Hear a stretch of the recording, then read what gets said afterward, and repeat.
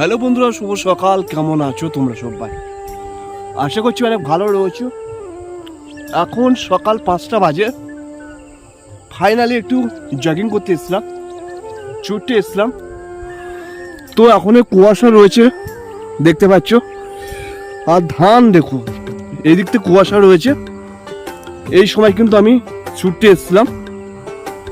So এখন আকাশে চাঁদ রয়েছে। আর আমি কিন্তু এই মুহূর্তে একটা ফাঁকা রোড রয়েছে আমাদের এখানে, মানে আমাদের বাড়ি থেকে 8 কিলোমিটার দূরে। সো আমি 5টার আগে বেরিয়েছি। 5টার আগে বেরিয়ে এই রাস্তাটায় আমি ছুটতে এসেছি, জগিং করতে এসেছি।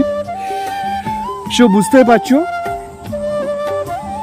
এখনো পর্যন্ত যে ধান গাছ রোপণ করা হয়েছিল সেই ধান কিন্তু অলরেডি ফুলে বেরিয়ে গেছে।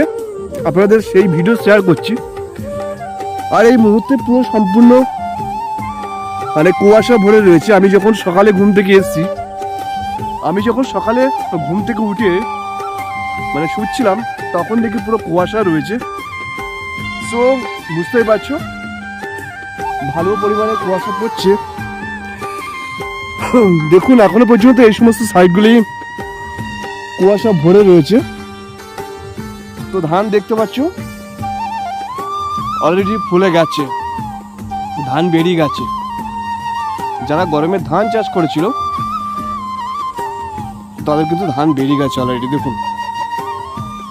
তো এই রোডটা কিন্তু ফাঁকা একটা রোড, যেখানে এখনো পর্যন্ত কোনো রকম ঢালাই করা হয়নি,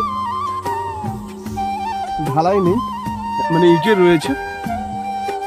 প্রত্যেকটা অলিগলি কিন্তু ঢালাই হয়ে গেছে সুন্দরবনের মধ্যে, কিন্তু এই সমস্ত জায়গাগুলি এখনো পর্যন্ত ঢালাই হয়নি। সো সেই রোডটা এসলাম, ফাঁকা রোড, দেখতে পাচ্ছ কুয়াশা ভরা। তো ফাইনালি অসাধারণ লাগছে চারিদিকে সৌন্দর্যটা, আপনাদেরকে শেয়ার করছি। ভাই সাহেব,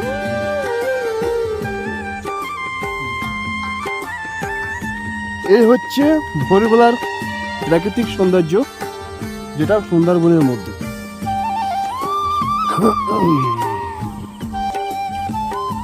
তো এখন কিন্তু আমি হাঁটছি, যদিও আমি প্রায় 2 কিলোমিটারের বেশি ছোটা হয়ে গেছে অলরেডি আমাকে।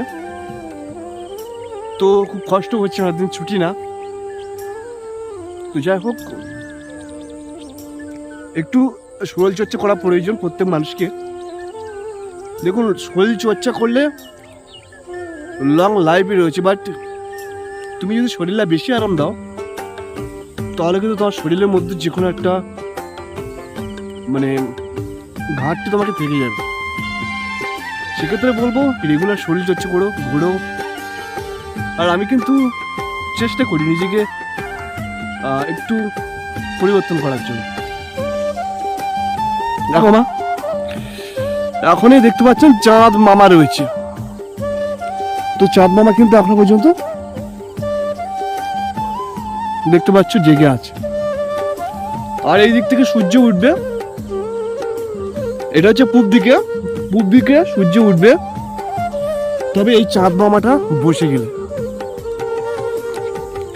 তো ফাইনালি এই রাস্তাটা ভাবছিলাম যাবো, আরো সামনের দিকে যাব। সো বন্ধুরা, যাবো না, কারণ বাড়ির দিকে রওনা হবো। অনেক দূর থেকে এসেছি, প্রায় 1 কিলোমিটার অতিক্রম করে এসেছি।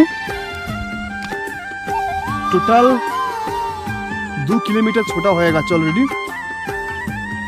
সো যাই হোক, সব ভালো থাকবে, সুস্থ থাকবে। আর জায়গাটা কেমন লেগেছে, এই নিরিবিলি জায়গা, অবশ্যই কমেন্ট করে জানাবে।